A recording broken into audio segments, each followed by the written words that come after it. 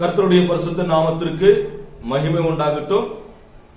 இந்த நாளிலுமாய் கூட அருமையான இந்த காணொலி மூலமாய் உங்களை சந்திக்கிறதுல நான் மிகவும் சந்தோஷம் அடைகிறேன்.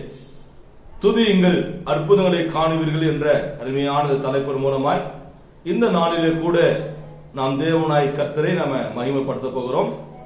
அருமையான அப்போஸ்தலனாகிய பவுல் தன்னுடைய வாழ்க்கையிலே துதித்தல் மூலமாய் அவர் பெற்றுக்கொண்ட அனுபவத்தை குறித்து இந்த நாளிலே நாம் தியானிக்க போகிறோம். அதை குறித்து நாம் தியானிக்கிறதுக்கு முன்பாக ஒரு வசனத்தை வேதத்திலிருந்து நம்ம வாசிக்க போகிறோம். சங்கீதம் 34வது சங்கீதம் 1வது வசனத்தை நாம் வாசிக்கலாம். கர்த்தரை நான் எக்காலத்திலும் ஸ்தோத்தரிப்பேன், அவர் துதி எப்பொழுதும் என் வாயில் இருக்கும். படித்த அருமையான இந்த வேத வசனத்தை நாம் பார்க்கிறோம். கர்த்தரை நான் எக்காலத்திலும் ஸ்தோத்தரிப்பேன், அவரை துதிக்கிற துதி என்னுடைய வாயில் எப்பொழுதும் இருக்கும் என்று சொல்லி தாவீதுடைய வாழ்க்கையிலே அவருடைய அனுபவம் என்ன என்று நம்ம பார்க்கும்போது, எல்லா நேரங்களிலும் எந்த சூழ்நிலை வந்தாலும் எல்லா நேரத்திலும் கர்த்தரை துதிக்கிறதை தாவீது தன்னுடைய வாழ்வின் அனுபவமாய் வைத்திருந்தார். தாவீது தன்னுடைய வாழ்வினுடைய ஒரு ஸ்டைலாகவே கர்த்தரை துதிக்கிறதை ஒரு மாடலாய் அவர் வைத்திருக்கிற காரியத்தை பார்க்கிறோம். அருமையாய் வாசித்த இந்த சங்கீதம் கூட எப்பொழுது நடந்தது நம்ம பார்க்கும்போது, அந்த சங்கீதத்துக்கு மேல ஒரு 4 லைன் ஒரு கண்டென்ட் கொடுக்கப்பட்டிருக்கிறது.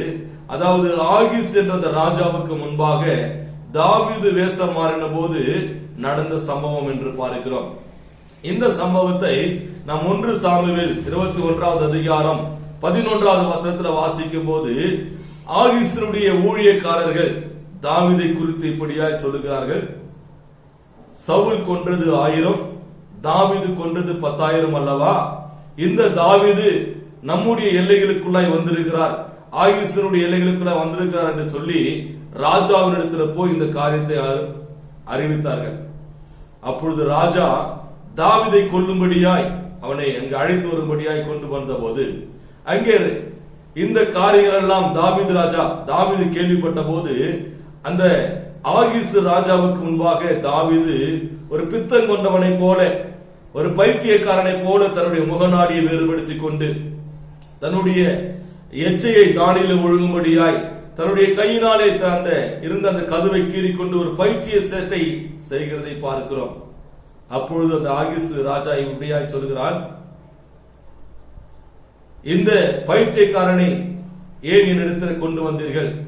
இந்த பைத்தியக்காரனை விசாரித்து நியாயம் செய்வதற்கு அந்த அளவுக்கு நான் பைத்தியக்காரனா என்று சொல்லி அவனை இந்த இடத்திலிருந்து அனுப்புவதை பார்க்கிறோம்.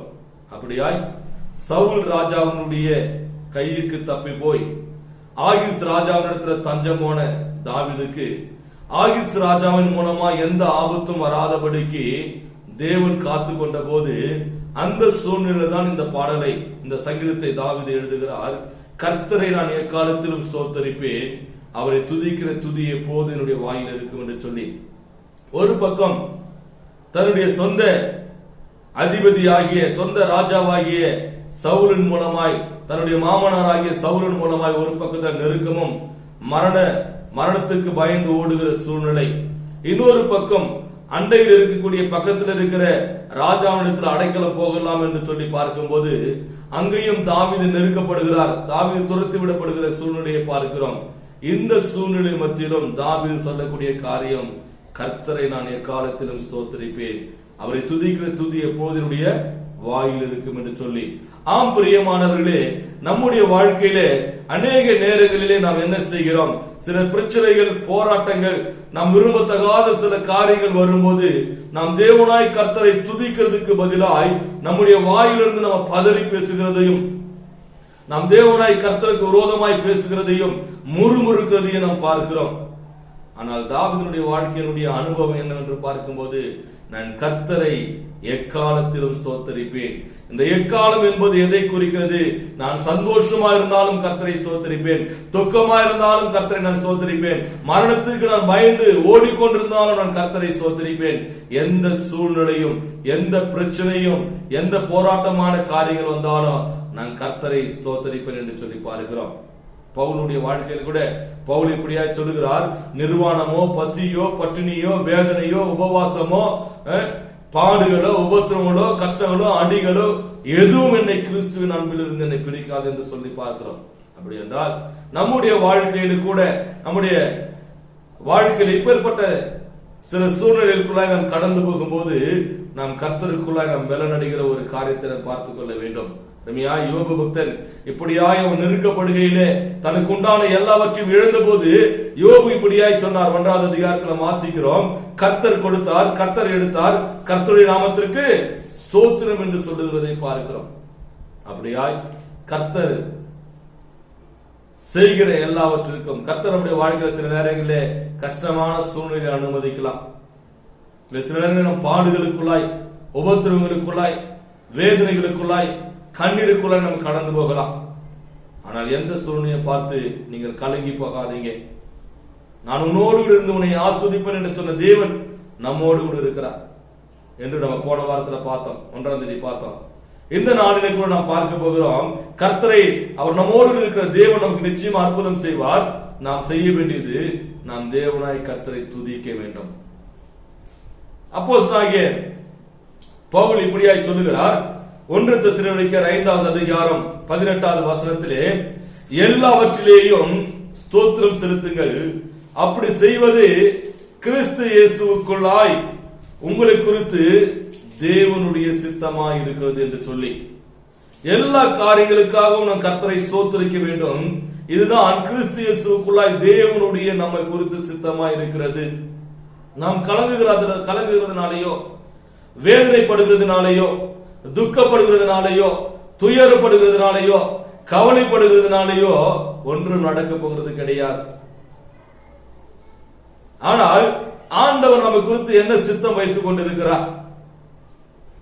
எல்லா நேரத்திலும் தேவனாய் கர்த்தரை ஸ்தோத்திரிக்க வேண்டும் என்பதே தேவன் நம் மீது வைத்துக் கொண்டிருக்கிற ஒரு மகா பெரிய சித்தமாய் இருக்கிறது என்று பார்க்கிறோம். அதனால்தான் பவுல் இப்படியாய் சொல்லுகிறார். பிலிப்பியருக்கு எழுதின நிருபத்திலே 4வது அதிகாரம் 6வது வசனத்தில் சொல்லுகிறார், நீங்கள் ஒன்றுக்கும் கவலைப்படாமல் எல்லாவற்றையும் குறித்து உங்களுடைய விண்ணப்பங்களை ஸ்தோத்திரத்தோடு கூடிய ஜெபத்தினாலும் வேண்டுதலினாலும் கர்த்தருக்கு தெரியப்படுத்துங்கள் என்று சொல்லி. ஆம் பிரியமானவர்களே, நாம் ஒன்றுக்கும் கவலைப்படக்கூடாது என்று வேதம் சொல்லுகிறது. எல்லா கவலைகளை குறித்தும், எல்லா பிரச்சனைகளை குறித்தும், எல்லா போராட்டங்களை குறித்தும், எல்லாவற்றை குறித்தும் நம்முடைய விண்ணப்பங்களை நம்முடைய தேவனுக்கு முன்பாக ஸ்தோத்திரத்தோடு தெரியப்படுத்த வேண்டும் என்று சொல்லி நாம் பார்க்கிறோம். அருமையாய் இந்த நிருபத்தை அப்போஸ்தலனாகிய பவுல் எழுதும் போது ரோமில் இருக்கக்கூடிய அண்டர் கிரவுண்ட், கீழ்த்தளத்தில் இருக்கக்கூடிய ஒரு சிறையிலே அடைக்கப்பட்டிருந்தார். அந்த சூழ்நிலையிலும் பவுல் அந்த சபையாருக்கு, பிலிப்பு சபையாருக்கு சொல்லக்கூடிய ஒரு அறிவுரை, ஒரு ஆறுதலான வார்த்தை என்னவென்று சொன்னால், நீங்கள் ஒன்றுக்கும் கவலைப்படாதீங்க. சிறையிலிருந்து சொல்கிறார், நீங்கள் ஒன்றுக்கும் கவலைப்படாதீங்க, எல்லாவற்றையும் குறித்து தேவனுக்கு ஸ்தோத்திரத்தோடு தெரியப்படுத்துங்கள், உங்களுடைய விண்ணப்பத்தை தேவனுக்கு முன்பாக ஏறிடுங்கள் என்று சொல்லி. ஆம் பிரியமானவர்களே, நாம் கவலைப்படுகிறதுனாலே ஒரு முழம் கூட்டவும் முடியாது, குறைக்கவும் முடியாது என்று சொல்லி ஆண்டவராக இயேசு கிறிஸ்து சொல்கிறார். அஞ்ஞானிகள் இவைகள் எல்லாவற்றையும் குறித்து கவலைப்படுகிறார்கள் என்று இயேசு கிறிஸ்து மத்தேயு 6வது அதிகாரத்தில் சொல்லுகிறதை பார்க்கிறோம். முதலாவது தேவனுடைய ராஜ்யத்தையும் அவருடைய நீதியும் தேடுங்கள், மற்றவை எல்லாம் உங்களுக்கு சேர்த்து கொடுக்கப்படும் என்று சொன்னவர். நம்ம எல்லா கவலைகளையும் விட்டு கர்த்தரை நோக்கி பார்ப்போம், கர்த்தரை நோக்கி நாம் துதிப்போம். தாவீது தான் செய்தார், நான் எல்லா காலத்திலும் எல்லா நேரத்திலும் கர்த்தரை நான் ஸ்தோத்தரிப்பேன், அவரை துதிக்கிற துதி எப்போதும் என்னுடைய வாயில் இருக்கும் என்று சொல்லி சொல்லுகிறதை பார்க்கிறோம். இன்றைக்கு நம்முடைய வாயிலே என்ன இருக்கிறது? கர்த்தரை துதிக்கிற துதி இருக்கிறதா, அல்லது முறுமுறுப்பு இருக்கிறதா, இல்ல அவிசுவாசமான வார்த்தைகள் இருக்கிறதா, அல்லது பதறி பேசுகிற வார்த்தைகள் இருக்கிறதா? சூழ்நிலையை கண்டு கலங்காதீங்க, சூழ்நிலையை மாற்றுகிற தேவனை பார்த்து ஜெயம் பெற்றுக் கொள்ளுங்க. இன்னைக்கு இருக்கிற சூழ்நிலை எல்லாரும் அறிந்தது. இந்த கொரோனாவினாலே, இந்த லாக்டவுனாலே எல்லா ஜனங்களும் எப்பொழுதும் இல்லாத அளவுக்கு ஒரு பெரிய அளவிலே ஒரு வேதனைகளுக்குள்ளாய், ஒரு மன உளைச்சலுக்குள்ளாய், கஷ்டங்களுக்குள்ளாய், மிகுந்த ஒரு தேவைகளுக்குள்ளாய், வறுமைக்குள்ளாய் கடந்து போகிறதை பார்க்கிறோம். அதன் மத்தியிலும் தேவன் நமக்கு அற்புதங்களை செய்ய அவர் வல்லமை உள்ளவராய் இருக்கிறார். நீதிமான்கள் ஒரு நாளும் தள்ளாடப்பட்டார் என்று வேதவசனம் சொல்லுகிறது. நீதிமான்கள் ஒரு நாளும் அப்பத்திற்கு இறந்து திரிகிறதில்லை என்று சொல்லி கர்த்தருடைய வேதவசனம் சொல்லுகிறது. கர்த்தர் நம்மை ஒரு நாளும் கைவிட மாட்டார்.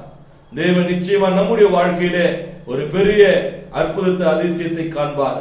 பவுலின் வாழ்க்கையில மிகவும் நெருக்கப்படுகையிலே, மிகவும் ஒரு கஷ்டமான சூழ்நிலையிலே சிறையில் இருக்கும் போது தேவன் செய்த ஒரு மகத்துவமான ஒரு அற்புதமான காரியத்தை குறித்து இந்த நாளிலே நாம் தியானிக்க போகிறோம். அப்போஸ்தலர் நடவடிக்கைகள் 16வது அதிகாரம் 20வது வசனத்திலிருந்து 25வது வசனம் வரைக்கும் நம்ம வாசிக்கும் போது அங்கே ஒரு சம்பவம் சொல்லப்பட்டிருக்கிறது. பவுல் அந்த தியாத்திரா என்ற ஊரிலே கடந்து சென்று அங்கே ஊழியம் செய்து கொண்டிருந்தார். அந்த ஊழியம் செய்து கொண்டிருக்கிற அந்த பகுதியிலே குறி சொல்லுகிற ஒரு ஆவியுடைய ஒரு ஸ்திரீ, பவுல் போகையிலும் வருகையிலும் இந்த மனுஷன் தேவனுடைய மனுஷன், தேவனுடைய வழியையும் ரட்சிப்பின் வழியை நமக்கு காண்பிக்கிறார் என்று சொல்லி போகையிலும் வருகையிலும் சொல்லிக் கொண்டிருந்தார். பவுல் சினம் கொண்டு கோபம் கொண்டு அந்த ஸ்திரியை கடிந்து கொண்டார்.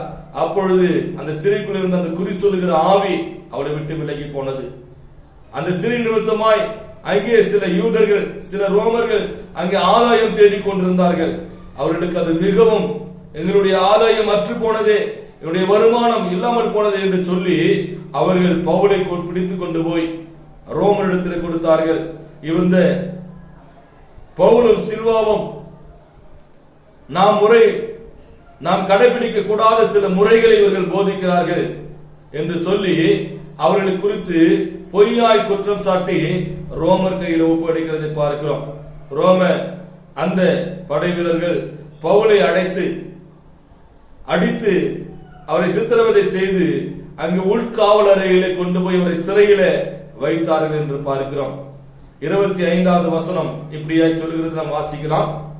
நடுராத்திரியிலே பவுலும் சீலாவும் ஜெபம் பண்ணி தேவனை துதித்து பாடினார்கள். காவலில் வைக்கப்பட்டவர்கள் அதை கேட்டுக் கொண்டிருந்தார்கள். இங்க படித்த அருமையான வேத வசனத்திலே பார்க்கிறோம், பவுலையும் சீலாவையும் அடித்து உள் காவலறையில் இருக்கக்கூடிய சிறையிலே தொழு மரத்திலே மாட்டி, அவருடைய கால்களை தொழு மரத்தில் மாட்டி அவர்களை வைத்தார்கள் என்று பார்க்கிறோம். மிகுந்த வேதனையான ஒரு சூழ்நிலை. அடிக்கப்பட்டதனால் காயங்கள், ரத்தம் வந்திருக்கலாம், அதில் கொசு கடித்திருக்கலாம், ஈ முய்த்திருக்கலாம், எறும்புகள் கடித்திருக்கலாம். ஆனா கட்டப்பட்ட ஒரு சூழ்நிலை, மிகவும் வேதனை, காயங்கள் எல்லாம் காய்ந்து இறுகி அவர்களுக்கு வேதனை கொடுத்திருக்கலாம். அதன் மத்தியிலும் அந்த நடு ராத்திரியிலே பவுலும் சீலாவும் கர்த்தரை பாடி துதிக்கிறதை பார்க்கிறோம். ஏதோ அவர்கள் முறுமுறுக்கிறதை போல மெதுவாய் அவர்கள் செய்யவில்லை. அந்த சிறைச்சாலையில் இருக்கிற எல்லோரும் கேட்கிற அளவுக்கு பாடி கர்த்தரை சத்தமாய் துதித்து தேவனை மகிமைப்படுத்தினார்கள் என்று பார்க்கிறோம். அவர்கள் பாடி தேவனாய் கர்த்தரை மகிமைப்படுத்தின போது அந்த சிறைச்சாலையில் இருந்த எல்லோரும் இந்த காரியத்தை கேட்டுக் கொண்டிருந்தார்களாம். அவர்கள் பாடி மகிமைப்படுத்தின போது அங்கு நடந்த சம்பவம் என்ன என்பதை அந்த 26வது வசனத்தில் நாம் வாசிக்கலாம். சடுதியிலே சிறைச்சாலையின் அஸ்திபாரங்கள் அசையும்படியாக பூமி மிகவும் அதிர்ந்தது. உடனே கதவுகள் எல்லாம் திறவுண்டது, எல்லாருடைய கட்டுகளும் கழன்று போயிற்று. இங்க படித்த அருமையான இந்த வேத வசனத்திலே பார்க்கிறோம், அங்கே அவர்கள் துதித்துக் கொண்டிருந்த போது சிறைச்சாலையினுடைய அஸ்திபாரங்கள் எல்லாம் அப்படியே அசைந்ததாம், பூமி மிகவும் அதிர்ந்தது என்று பார்க்கிறோம். ஆம் பிரியமானவர்களே, நாம் கர்த்தரை நோக்கி பாடி துதித்து தேவனை மகிமைப்படுத்தும் போது நமக்கு விரோதமாக இருக்கிற எல்லா சிறையின் அஸ்திபாரங்கள், நம்மை சிறைபிடித்திருக்கிற எல்லா சிறையின் அஸ்திபாரங்கள் எல்லாவற்றையும் கர்த்தர் அசைப்பார் என்று பார்க்கிறோம். தேவனாய் கர்த்தர் எல்லா சிறை இருப்புகளையும் அசைக்கும்படியாய் தேவன் நமக்குள்ள ஒரு பெரிய ஒரு அசைவை உண்டு பண்ணுவார் என்று நம்ம பார்க்கிறோம். நமக்கு விரோதமாக இருக்கிற காரியங்கள் அது ஆட்டங்கானம், அசைக்கப்படும் என்று சொன்னால் தேவனாய் கர்த்தர் நமக்கு விரோதமாய் இருக்கிற அஸ்திபாரங்களை ஆட்டம் காணும்படியாய் தேவனாய் கர்த்தர் செய்வார். அது எதுவா இருந்தாலும் சரி, எப்பேற்பட்ட காரியமா இருந்தாலும் சரி, கர்த்தர் அப்படியாய் செய்கிறவர் என்று பார்க்கிறோம். வேதத்திலே யோசுவாவுடைய புத்தகம் 6வது அதிகாரம் 20வது வசனத்தில் நாம் வாசிக்கும் போது அங்கே ஒரு சம்பவத்தை பார்க்கிறோம். எரிகோ சுவர், இஸ்ரவேல் ஜனங்கள் அந்த பகுதிக்கு கடந்து போகிறதற்கு மிகவும் தடையா இருந்தது. அதை சுற்றி கொண்டு போக வேண்டும் என்று சொன்னால் 8 மைலுக்கு மேலாய் இந்த எல்லா ஜனங்களும் சுற்றி கொண்டு போக வேண்டியிருக்கும். அதனால் யோசுவா அந்த எரிகோனுடைய அதிபதியின் இடத்துல கேட்கிறார், ராஜாவிடத்தில் கேட்கிறார், எங்களுக்கு எரிகோவின் வழியாய் வழிவிட வேண்டும் என்று சொல்லி. அவன் விடாதபடிக்கு தன்னுடைய கோட்டையை அடைத்து போட்டான். கர்த்தர் சொன்னார், 7 நாள் அளவும் அந்த சுவரை நீங்கள் சுற்றி வாருங்கள், 7வது நாள் 7 முறை சுற்றி வாருங்கள் சொன்னார். தினமும் ஒரு முறை சுற்றினார்கள். 7வது நாள் 7 முறை சுற்றினார்கள் என்று பார்க்கிறோம். அந்த மதில் சுவருடைய சுற்றளவு 8 மைல் தூரம் என்று பார்க்கிறோம். அப்படினால் கிட்டத்தட்ட 50 கிலோமீட்டர்கள் அந்த நாளில் அவர்கள் சுற்றினார்கள் என்று பார்க்கிறோம். 50 கிலோமீட்டர் நடந்தா என்ன ஆகும்? மனிதர்கள் எல்லாம் சோர்ந்து போய் அப்படியே டயர்ட் ஆயிட்டு அப்படியே கீழே விழுந்து போகிற ஒரு சூழ்நிலை. அப்பொழுது கர்த்தர் அருமையான ஒரு வார்த்தையை யோசுவாவிடத்தில் சொல்லுகிறார். வாசிக்கலாம் அந்த வார்த்தையை கூட. 6வது அதிகாரம் 20வது வசனத்தை நாம் வாசிப்போம். எக்காலங்களை ஊதுகையில் ஜனங்கள் ஆர்ப்பரித்தார்கள். எக்கால சத்தத்தை ஜனங்கள் கேட்டு மகா ஆரவாரத்தோடு முழங்குகையில் அலங்கம் இடிந்து விழுந்தது. உடனே ஜனங்கள் அவரவர் தங்களுக்கு நேராக பட்டணத்தில் ஏறி பட்டணத்தை பிடித்து படித்த அருமையான வேத வசனத்தை பார்க்கிறோம். அவர்கள் எல்லாரும் வந்து ஆரவாரத்தோடு விட ஆர்ப்பரித்து அவர்கள் துதித்தார்கள். எக்காலம் ஊதின போது ஆர்ப்பரித்து துதித்து தேவனாய் கர்த்தரை மகிமைப்படுத்தின போது கர்த்தர் அந்த அலங்கம் விழுந்து போகும்படியாய் செய்தார். இங்க ஒரு காரியத்தை நாம் யோசிக்க வேண்டும். அந்த நாளிலே 7 முறை சுற்றினார்கள். கிட்டத்தட்ட 50 கிலோமீட்டர்கள், 50 மைல் தூரம் அவர்கள் சுற்றினார்கள்.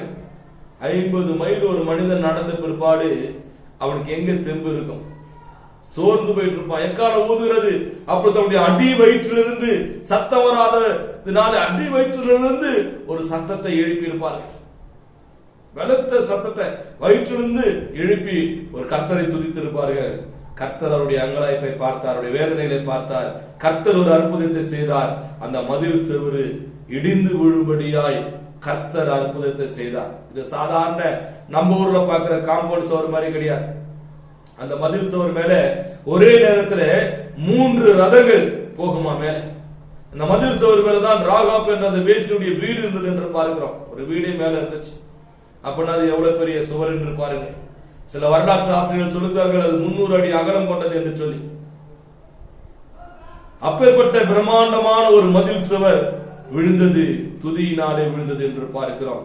நம்முடைய வாழ்க்கையில கூட பெரிய பிரம்மாண்டங்களை போல இருக்கக்கூடிய பிரச்சனைகள், அசைக்க முடியாத அரண்களை போல இருக்கிற காரியங்களை கர்த்தராகிய தேவன் நிச்சயமா என்ன பண்ணுவார்? அவரே அசைப்பார் என்று பார்க்கிறோம். அஸ்திபாரங்கள் ஆட்டம் காணும். நமக்கு விரோதமா இருக்கிற காரியங்களுடைய அஸ்திபாரங்கள் ஆட்டம் காணும் என்று நம்ம பார்க்கிறோம். கர்த்தர் நிச்சயமா அப்படியாய் செய்வார் என்று பார்க்கிறோம். அப்போஸ்தலர் நடவடிக்கைகள் 4வது அதிகாரம் 31வது வசனத்தோட வாசிக்கும் போது அங்கே அப்போஸ்தலரை பயமுறுத்தி அவர்கள் அடித்து துன்புறுத்தினார்கள் என்று பார்க்கிறோம். ஆனாலும் அவர்கள் எல்லாரும் கூடி கர்த்தரை பாடி துதித்து மகிமைப்படுத்தின போது அவர்கள் கூடியிருந்த இடம் அசைந்ததாம். பரிசுத்த ஆவியானவர்களை நிரப்பினாராம். அந்த பலத்தினால வல்லமையினால இன்னும் அதிகமாய் கடந்து சென்று கர்த்தருக்கு சுவிசேஷத்தை அறிவித்தார்கள் என்று பார்க்கிறோம். ஆம் பிரியமானவர்களே, ஒருவேளை நமக்கு பலன் இல்லாமல் இருக்கலாம், சத்துவம் இல்லாமல் இருக்கலாம், மனதில் சோர்வுற்று இருக்கலாம். கர்த்தரை பாடி துதித்து தேவனை மகிமைப்படுத்தும் போது பரிசுத்த ஆவியானுடைய பலன் நமக்குள்ள கடந்து வரும். நாம் சாட்சியா இருக்க, பலனாய் நிற்க, பலன் இல்லாத இடங்களை பலனாய் நிற்க கர்த்தர் நமக்கு உதவி செய்வார். கடந்த வாரத்தில் பெந்தகோஸ்தே பண்டிகையை பார்த்தோம். அந்த பெந்தகோஸ்தே பண்டிகையில் ஊற்றப்பட்ட அந்த ஆவியினுடைய வல்லமை இன்றைக்கு நமக்குள்ள கிரியை செய்கிறதா இருக்கிறது. அங்க அப்போஸ்தலர்கள் கூடியிருந்தவர்கள் எல்லாம் பாடி துதித்த போது கர்த்தர் அவர்களுக்குள்ள ஒரு பெரிய அற்புதத்தை செய்தார் என்று சொல்லி அப்போஸ்தலர் 4வது அதிகாரம் 31வது வசனத்துல வாசிக்கிறோம். ஆவின் பலனாலே கர்த்தருக்கு இன்னும் அதிகமாய் சாட்சியா இருந்தார்கள் என்று பார்க்கிறோம். 2வது காரியம், பவுலும் சீலாவும் துதித்த போது நடந்த 2வது காரியத்தை அதே 26வது வசனத்துல வாசிக்கலாம். அப்போஸ்தலர் 16வது அதிகாரம் 26வது வசனத்துல வாசிக்கும் போது, சடுதியிலே சிறைச்சாலையின் அஸ்திபாரங்கள் அசையும்படியாக பூமி மிகவும் அதிர்ந்தது. உடனே கதவுகள் எல்லாம் திறவுண்டது. இங்க படித்த அருமையான வேத வசனத்தை வாசிக்கிறோம். உடனே கதவுகள் எல்லாம் திறவுண்டது. முதலாவது பார்க்கிறோம், சடுதியாய் சிறையின் அஸ்திபாரங்கள் அசைந்தது, பூமி மிகவும் அதிர்ந்தது என்று பார்க்கிறோம். 2வது காரியம், அங்கே கதவுகள் திறந்தது என்று பார்க்கிறோம். ஆம் பிரியமானவர்களே, நாம் கர்த்தரை நாம் துதிக்கும் போது தடைகள் எல்லாவற்றையும் மாற்றி கர்த்தர் நமக்கு ஒரு புதிய வழியை திறக்கிறவராயிருக்கிறார் என்று பார்க்கிறோம். இந்த பவுலை சீலாவை உட்காவலர்களை வச்சாங்க. வெளியில் எத்தனை சிறை இருந்தது, எத்தனை கேட் இருந்தது, எத்தனை காவல் வாசல்கள் இருந்தது என்று தெரியாது. ஆனா உட்காவலர் வரை சொல்றது, ஆனால் எல்லா கதவுகளும் திறந்ததா, எல்லா கதவுகளும் திறந்தது என்று நம்ம பார்க்கிறோம். அப்படி என்றால் நமக்கு முன்பாக அடைக்கப்பட்டிருக்கிற கதவுகளை கர்த்தர் நிச்சயமாய் திறப்பார்.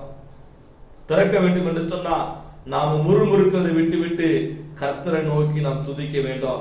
வேதனை இருக்கலாம், பிரச்சனை இருக்கலாம், போராட்டம் இருக்கலாம், கண்ணீர் இருக்கலாம், கவலை இருக்கலாம். அதன் மத்தியிலும் பவுலின் சீலாவை போல கர்த்தரை துதிக்கும் போது கர்த்தர் அடைக்கப்பட்டிருக்கிற கதவுகளை திறப்பார். புதிய வழியை தேவனாய் கர்த்தர் உண்டு பண்ணுவார் என்று பார்க்கிறோம். ஏசா தீர்க்கதரிசன புத்தகத்திலே 45வது அதிகாரம் 4வது வசனத்தில் வாசிக்கும் போது, ஏசாயா தீர்க்கதரிசன புத்தகம் 45வது அதிகாரம் 4வது வசனத்தில் வாசிக்கும் போது ஆண்டவராகிய கர்த்தர் இப்படியாய் சொல்லுகிறார், நான் வெண்கல கதவுகளை உடைத்து இருப்பு தாழ்பாடுகளை முறித்து அந்தகாரத்தில் உள்ள பொக்கிஷங்களை உனக்கு கொடுப்பேன் என்று சொன்னவர். நிச்சயமாய் கர்த்தர் நமக்காக வெண்கல கதவுகளை உடைப்பார். இந்த வெண்கலம் என்பது மிகவும் வலிமையான ஒரு காரியம். அதுல 2 உலோகம் சேர்க்கிறார்கள், செம்பும் அலுமினியம் என்று சொல்லப்படுகிற ஒரு 2 அங்கே அந்த கெமிக்கல் 2 உலோகங்களை சேர்த்து செய்யப்படுகிறது. இந்த வெண்கலம் மிகவும் வலிமையானது என்று பார்க்கிறோம். இந்த வெண்கல கதவுகளை எங்க போடுறது சொன்னால், பெரிய பெரிய ட்ரெஷரரி, கஜானா வைத்துக் கொள்கிற, பணம் வைத்திருக்கிற, நகைகள் வைத்திருக்கிற பெரிய பெரிய ட்ரெஷரியில தான் அது போடுவார்கள். பொருட்களை வைத்திருக்கக்கூடிய அந்த இடத்துல தான் அதை போடுவார்கள். ஏனென்று சொன்னால் அந்த கதவு அவ்வளவு சீக்கிரத்தில் உடைக்க முடியாது. கர்த்தர் சொல்லுகிறார், வெண்கல கதவுகளை உனக்காக நான் உடைப்பேன், இருப்பு தாழ்பாடுகள் உனக்காக நான் முறிப்பேன் என்று சொல்லுகிறார். அந்த ஆண்டவர் அப்படியாய் கொடுக்கிறவர். ஆம் பிரியமானவர்களே, இஸ்ரவேல் முன் ஜனங்களுக்கு வழியை உண்டு பண்ணும்படியாய் செங்கடலை திறந்தவர், யோர்தானை பிளந்து போட்டவர். இன்றைக்கு உங்களுக்கு வழி உண்டு பண்ணும்படியாய் கர்த்தர் நிச்சயமாய் ஒரு அற்புதத்தை செய்வார். நீங்கள் துதிக்கும் போது தேவன் ஒரு பெரிய அற்புதத்தை செய்வார் என்று நாங்கள் பார்க்கிறோம். இங்க பார்க்கிறோம். இது அப்போஸ்தலர் நடவடிக்கைகள் 12வது அதிகாரம் 10வது வசனத்துக்கு நாம் வாசிக்கும் போது, அங்க அப்போஸ்தலனாகிய பேதுருவை சிறைச்சாலையில் வைத்திருந்தார்கள். 4 காவலுக்கு உட்பட்டு 4 வாசலுக்குள்ளே உட்காவலர்களே அப்போஸ்தலனாகிய பேதுரு இருந்தார். அப்பொழுது கர்த்தர் இந்த 4 கதவுகளையும் திறந்து கொண்டு கர்த்தருடைய தூதன் அங்கே கடந்து கொண்டு போய் பேதுருவை விடுவித்து வெளியில கொண்டு வருகிறதை பார்க்கிறோம்.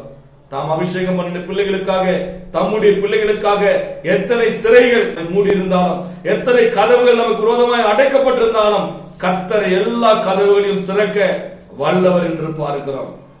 வேதத்திலே நியாயாதிபதிகள் புத்தகம் 1வது அதிகாரத்தில் நாம் வாசிக்கும் போது, அங்க 1லிருந்து 4 வரைக்கும் வசனத்தை நாம் வாசிக்கும் போது அங்க ஒரு சம்பவத்தை பார்க்கிறோம்.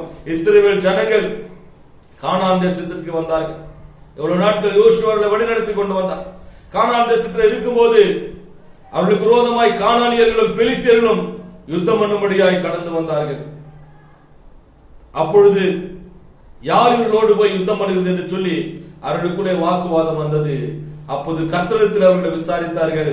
ஆண்டவராகிய கர்த்தர் சொல்கிறார், 1வது வசனம் 2வது வசனம் வாசிக்கும் போது, யூதா புறப்பட்டு போக கடவன் என்று சொன்னார். யூதா என்பது துதி என்று பார்க்கிறோம். துதிக்கிற ஜனங்கள் முன்பாய் புறப்பட்டு போய் அங்கு யுத்தம் செய்த போது அங்கே 4வது வசனத்தில் வாசிக்கிறோம், அந்த நாளிலே மாத்திரம் பெலிஸ்தியர்களும் கானானியர்களும் 10,000 பேர் மடிந்தார்கள் என்று பார்க்கிறோம்.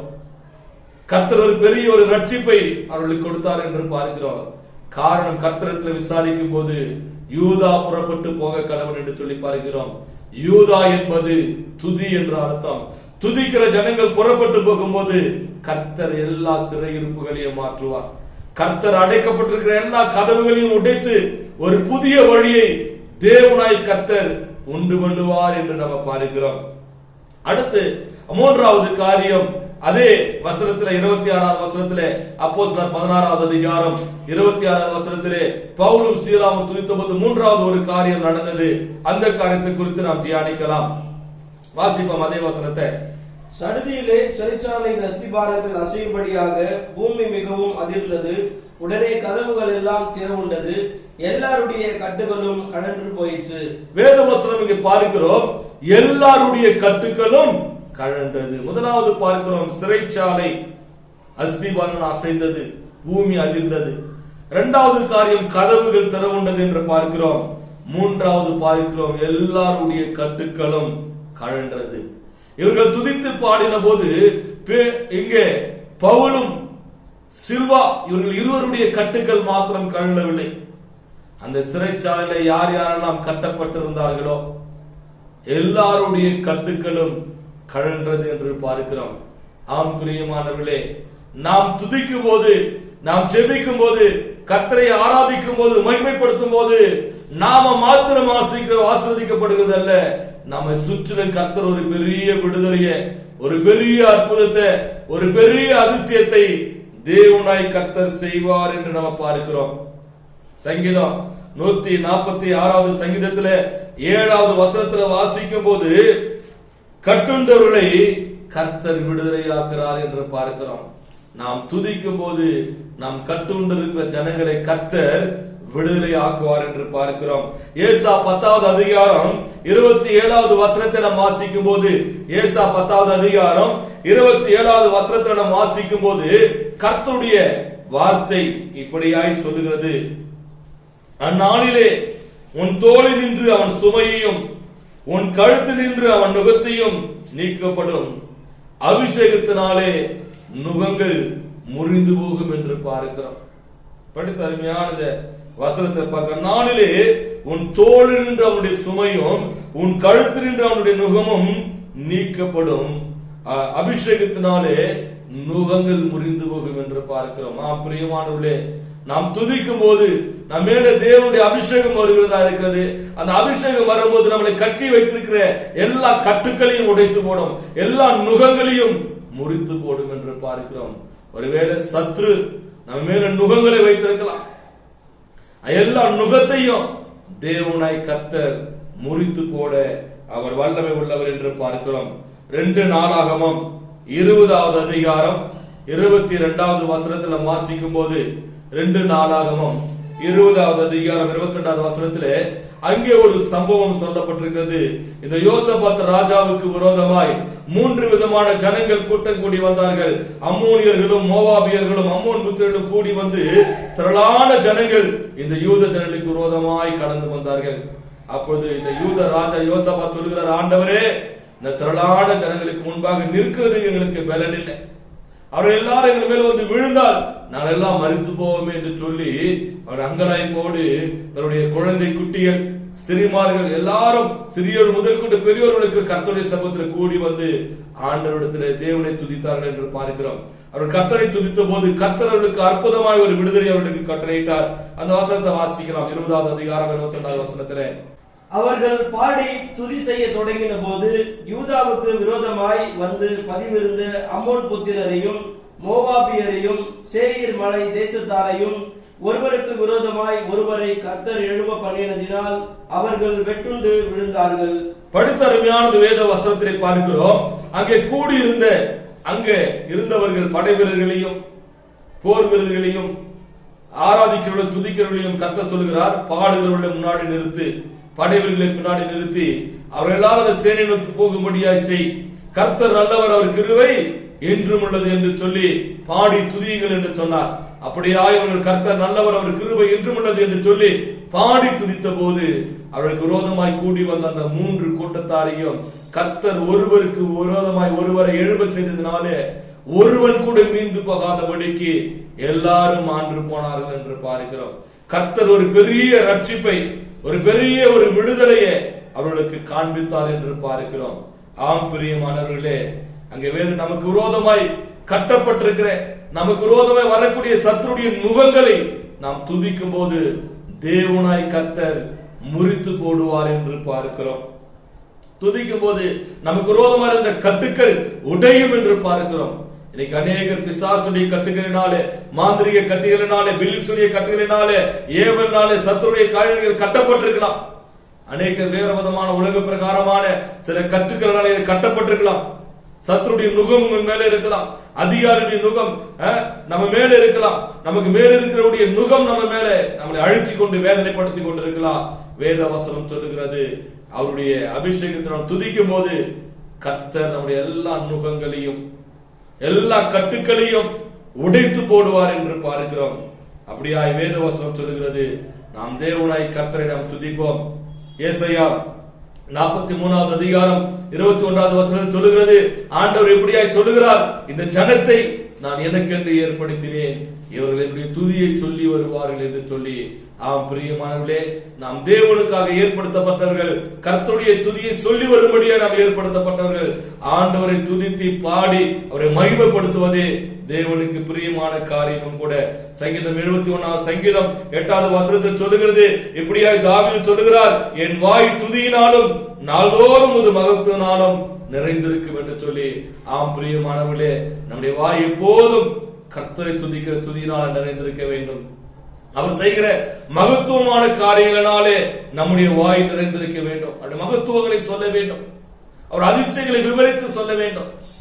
கர்த்தர் ஒவ்வொரு நாளும் நம்முடைய வாழ்க்கையில அநேக அற்புதங்களை அதிசயங்களை செய்து கொண்டு வருகிறார். இந்த நாட்கள், இந்த பஞ்ச காலத்துல, இந்த தேவை மிகுந்த நாட்களில, அடைக்கப்படுகிற நாட்கள்ல கர்த்தர் நமக்கு உண்ண உணவையும் உடுக்க உடையையும் கொடுத்து, கர்த்தர் நமக்கு தங்க நல்ல ஒரு இடத்தை கொடுத்திருக்கிறார். செய்தித்தாளை வாசித்து பாருங்க, டிவியில நியூஸ் நீங்க பாருங்க, எவ்வளவு ஜனங்கள் ஆகாரம் இல்லாதபடி மரித்து போகிறார்கள், எவ்வளவு ஜனங்கள் தங்குறதுக்கு இடம் இல்லாதபடிக்கு மரித்து போகிறார்கள். கர்த்தர் நமக்கு எல்லாவற்றையும் கொடுத்திருக்கிறார். தாவீது தான் சொல்லுகிறார், என் வாய் கர்த்தரை துதிக்கிற துதியினாலே எப்போதும் நிரம்பியிருக்கும் என்று சொல்லி உடைய மகத்துவனை நான் சொல்லி நான் துதிப்பேன் என்று பார்க்கிறோம். ஆம் பிரியமானவர்களே, புதிய ஏற்பாட்டிலே சொல்லப்படுகிற நாம் துதிக்கிறதுனால நமக்கு என்ன நன்மை வரும் என்று சொல்லி 2 காரியத்தை சொல்லி நான் உங்களுக்கு முடிக்கிறேன். முதலாவது காரியம், 2 கொரிந்தியர் 4வது அதிகாரம் 15வது வசனத்தில் நாம் வாசிக்கும் போது, 2 கொரிந்தியர் 4வது அதிகாரம் 15வது வசனத்தில் வாசிக்கும் போது, நாம் கர்த்தரை துதிக்கும் போது நமக்கு சம்பூர்ணமான ஒரு ஆசீர்வாதம் உண்டாகும், ஒரு பரிபூர்ணம் உண்டாகும், ஒரு திருப்தி உண்டாகும் என்று நம்ம பார்க்கிறோம். வாசிக்கலாம் அந்த வேத வசனத்தை. 2 கொரிந்தியர் 4வது அதிகாரம் 15வது வசனத்தை நாம் வாசிக்கலாம். தேவனுடைய மகிமை விளங்குவதற்கு ஏதுவாக கிருபையானது அநேகருடைய ஸ்தோத்திரத்தினாலே பெருகும்படிக்கு இவையெல்லாம் உங்கள் நிமித்தம் உண்டாயிருக்கிறது. இங்க படித்த அருமையான வேத வசனத்தை நம்ம பார்க்கும்போது, கிருபையானது அநேகருடைய அநேக ஸ்தோத்திரத்தினாலே பெருகும் என்று பார்க்கிறோம். முதலாவது காரியம், கிருபை நமக்கு வந்துட்டு ஸ்தோத்திரிக்கிறதான கிருபை பெருகும். இந்த நாட்கள்ல நமக்கு கிருபை அதிகமாய் நமக்கு தேவையானதா இருக்கிறது. கிருபை நமக்கு அதிகமாய் தேவையானதா இருக்கிறது. தேவனுடைய கிருபை இல்லாம நம்மளால வாழ முடியாது. அருமையான ஒரு பக்தர் இப்படியாய் பாடினார், உன் கிருபை இல்லாம என்னால வாழ முடியாது என்று சொல்லி. உண்மைதான், நாம் நினைப்பதும் நாம் நிர்மூலமாகாமல் இருக்கிறதும் கர்த்தருடைய கிருபை என்று பார்க்கிறோம். கர்த்தருடைய கிருபை ஒவ்வொரு நாளும் நம்மளை தாங்குகிறது. காலைதோறும் புதிய கிருபையினால கர்த்தர் நடத்துகிறார். நாம் துதிக்கும் போது கர்த்தருடைய கிருபை பெருகும் என்று பார்க்கிறோம். 2வது காரியம், நாம் துதிக்கும் போது என்ன நடக்கும் சொன்னால், ஒரு சம்பூர்ணம், ஒரு ஆசீர்வாதம் நமக்குள்ள உண்டாகிறது. 2 கொரிந்தியர் 9வது அதிகாரம் 12வது வசனத்தை நாம் வாசிக்கலாம். 2 கொரிந்தியர் 9வது அதிகாரம் 12வது வசனத்தை வாசிக்கலாம். இந்த தர்ம சகாயமாகிய பணிவிடை பரிசுத்தவான்களுடைய குறைவுகளை நீக்குகிறதும் அல்லாமல் அநேகர் தேவனை ஸ்தோத்தரிப்பதினாலே சம்பூரணமாய் பலன் உண்டாகிறது. இங்க படித்த வேத வசனத்திலே பார்க்கிறோம், அநேகர் தேவனை ஸ்தோத்தரிக்கிறதுனாலே சம்பூர்ண பலன், பரிபூர்ண பலன் உண்டாகிறதாம். நமக்கு பரிபூர்ணம் உண்டாகணும், குறைவுகள் மாற்றப்படணும், நிறைவு உண்டாக வேண்டும் என்று சொன்னால் நாம் கர்த்தரை துதிக்கணும். கர்த்தரை ஸ்தோத்திரிக்க, குடும்பமாய் சேர்ந்து கர்த்தரை துதிங்க, ஸ்தோத்திரிங்க, ஒரு ஆராதனை செய்யுங்க. உங்களுடைய தேவையில ஸ்தோத்திரத்தோடு கர்த்தருக்கு தெரிவிங்க. கர்த்தர் நிச்சயமாக உங்களுக்கு அற்புதத்தை செய்வார். வேதவசனம் சொல்லுகிறது, சங்கீதம் 22:3 சொல்லுகிறது, அவர் துதிகளுக்குள்ள வாசம் செய்கிறவர். துதிக்கும் போது அவர் கடந்து வருவார். அவர் கடந்து வரும்போது நம்முடைய எல்லா குறைவுகளையும் மாற்றுவார். அன்றைக்கு பவுலும் சில்வாவோ சிறைச்சாலையை துதித்த போது அங்கு அஸ்திவாரங்கள் அசைந்தது. அவர்கள் கட்டி வைத்திருந்த கட்டுகள் எல்லாம் அவிழ்ந்து விழுந்தது என்று பார்க்கிறோம். கதவுகள் திறந்தது என்று பார்க்கிறோம். கர்த்தர் ஒரு பெரிய அற்புதத்தை அந்த இடத்துல செய்தார் என்று பார்க்கிறோம். இன்றைக்கு நீங்களும் கர்த்தரை துதிப்பீர்கள் என்று சொன்னா கர்த்தர் உங்களுடைய வாழ்க்கையில ஒரு பெரிய அற்புதத்தை செய்வார். உங்களுடைய அஸ்திபாரங்கள் அசையும், கதவுகள் திறக்கப்படும், கட்டுக்கள் கழன்று போகும். உங்களுக்கு விரோதமாக இருக்கிற அரணாய் இருக்கிற அஸ்திபாரனை கர்த்தர் தகர்த்து போடுவார். உங்களுக்கு வழியிலேயே என்று சொல்லி வாழ வழியிலே என்று சொல்லி ஏங்கிக் கொண்டிருக்கிறார், கர்த்தர் ஒரு புதிய வழியை உங்கள் வாழ்வதற்கான வழியை கர்த்தர் கொண்டு கொண்டுவார். இன்னைக்கு அநேகருக்கு நான் திரும்ப போன வேலை இருக்குமோ இருக்காதோ, அநேகரை கலங்கி கொண்டிருக்கிறீங்க. கர்த்தர் ஒரு புது வழியை திறப்பார். ஒரு வழி அடைக்கப்படுபடி அடைக்கும் போது கர்த்தர் புது வழியை திறக்கிறவர். ஒருவரும் பூட்டக்கூடாதபடி திறக்கிறவர். நிச்சயமா உங்களுக்கு ஒரு புதிய வழியை திறப்பார். அடுத்த பார்த்தோம், கட்டுக்கள் கழலும் என்று பார்த்தோம். தேவனாய் கர்த்தர் நீங்க துதிங்க. கர்த்தர் உங்களுடைய வாழ்க்கையிலே ஒரு பெரிய அற்புதத்தை அதிசயத்தை செய்வார். அதனால் தாவீது சொன்ன பிரகாரமாய் சூழ்நிலையை பார்த்து நீங்க சோர்ந்து போகாதீங்க. எல்லா நேரத்திலும் கர்த்தரை துதிங்க. நம்முடைய வாய் கர்த்தரை துதிக்கிற துதியினாலும், அவரை புகழ்கிற அவரை மகிமைப்படுத்துகிற மகிமையினாலோ, அவருடைய மகத்துவத்தினாலோ நம்முடைய வாய் நிறைந்திருக்கட்டும். கர்த்தர் நிச்சயமாக உங்களை ஆஸ்வதிப்பார். நம்ம எல்லோருமாய் கண்களை மூடி நம் கர்த்தரை நோக்கி நாம் ஜெபிக்கலாம். ஒருவேளை இந்த நாட்களிலே நாம் கர்த்தரை துதிக்காதபடி, அவரை மகிமைப்படுத்தாதபடிக்கு நாம் அநேக காரியங்களை குறித்து கலங்கி வேதனைப்பட்டு நாம் கலங்கி கொண்டிருக்கலாம். கர்த்தர் இந்த நாளில் நமக்குள்ள ஒரு பெரிய அற்புதத்தை, ஒரு பெரிய அதிசயத்தை செய்யும்படியாய் நம்ம எல்லோருமாய் கண்களை மூடி நம் கர்த்தரை நோக்கி நாம் ஜெபிக்கலாம். நல்ல பிதாவே, இந்த நாளிலுமாய் நாங்கள் நன்றியோடு துதிக்கிறோம், ஸ்தோத்திரிக்கிறோம். அருமையான அப்போஸ்தலனாகிய பவுல் அவருடைய வாழ்க்கையில் நடந்த ஒரு சம்பவத்தை குறித்து நாங்கள் தியானித்தோம். ஆண்டவரே, ஆமன் தகப்பன ஆண்டவரே, எத்தனையோ பிரச்சனைகள், அடி, வேதனை, கண்ணீர், காயங்கள், தொழு மரத்தில் மாட்டப்பட்ட சூழ்நிலையிலும் ஆண்டவரே உம்மை உரத்த சத்தமாய் பாடி துதித்து உம்மை மகிமைப்படுத்தினான். ஆண்டவரே, அவன் அந்த சிறைச்சாலை நீர் அசைத்தீர். ஆண்டவரே, பவுலுக்காய் ஆண்டவர் அஸ்திபாரங்கள் அசைத்தது என்று பார்க்கிறோம். ஆண்டவரே, அவருக்கு விரோதமான காரியத்தை கர்த்தர் அசைத்து போட்டீரோ, ஸ்தோத்திரிக்கிறோம். எங்களுக்கு விரோதமாக இருந்த காரியங்களை கர்த்தர் அசைத்து போடுவீராக ஸ்தோத்திரிக்கிறோம். ஆண்டவரே, அவர்கள் துதித்த போது ஆண்டவரே கதவுகளை திறந்தீர் என்று பார்க்கிறோம். ஆண்டவரே, எங்களுக்கு விரோதமாய் அடைக்கப்பட்டிருக்கிற கதவுகளை திறக்கும்படியா நாங்கள் ஜெபிக்கிறோம். ஆண்டவரே, சத்துரு பூட்டி வைத்த எல்லா கதவுகள் அடைக்கப்பட்ட கதவுகள் திறக்கப்படட்டும். ஆண்டவரை ஸ்தோத்திரிக்கிறோம். அப்பா, அவர்கள் துதித்த போது ஆண்டவரே அவங்க எல்லா கட்டுகளும் கழண்டது என்று பார்க்கிறோம். ஆண்டவரே, அவர்கள் கட்டி வைத்த விலங்குகள் எல்லாம் கழண்டுபடுது என்று பார்க்கிறோம். அப்பா, சத்துருகளை கட்டி வைத்திருக்கிற எல்லா கட்டுகளும் கழண்டு போகும்படியா நாங்கள் ஜெபிக்கிறோம். ஆண்டவரே, துதிக்கும் போது கிருபை பெருகும் என்று பார்க்கிறோம். துதிக்கும் போது ஆண்டவர் சம்பூர்ணமாய்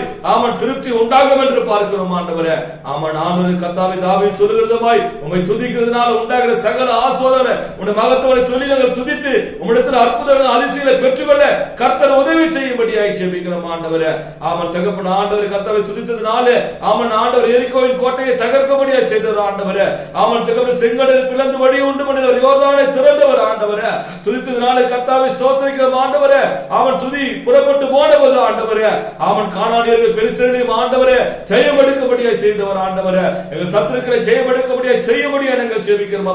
துதித்த போது ஆண்டவரை கர்த்தாவை ஸ்தோத்திரிக்கிறோம். ஆண்டவரே, சத்துருடைய எல்லா நுகங்களை உடைத்து போட்டவர். ஆண்டவரே, அப்படியா இந்த எல்லா நுகங்களை உடைத்து போடும்படியாய் ஜெபிக்கிறோம். கர்த்தர் அப்படியா எங்களுடைய வாழ்க்கையில பெரிய அற்புதத்தையும் அதிசயத்தையும் செய்வீராகப்பா. இந்த நாள வேதனையோடு கண்ணீரோடு இந்த செய்தியை பார்க்கிற பிள்ளைகளுக்கு கர்த்தர் அற்புதத்தை செய்யும்படியா நாங்கள் ஜெபிக்கிறோம். துதியுங்கள், அற்புதங்களை காண்பீர்கள் என்ற இந்த காணொலி மூலமாய் உடைய பிள்ளைகள் அற்புதங்களை கண்டு காணவோ அதை கண்டு கர்த்தருக்கு உடைய மகத்துவங்களை சொல்லி சாட்சியாய் சொல்லி மகிமைப்படுத்தும்படியாய் ஒவ்வொருவருமாய் ஒவ்வொரு குடும்பத்தையும் இந்த நாளில் சாட்சியை நிறுத்துவீராக.